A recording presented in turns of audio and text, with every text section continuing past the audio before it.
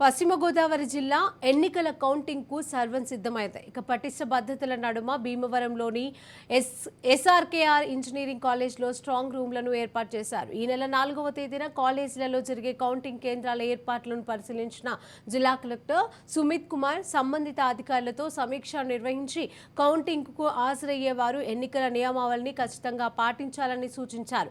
ఎవరైనా హింసలకు పాల్పడితే అటువంటి వారిపైన చట్టపరంగా కఠిన చర్యలను తీసుకుంటామని హెచ్చరించారు.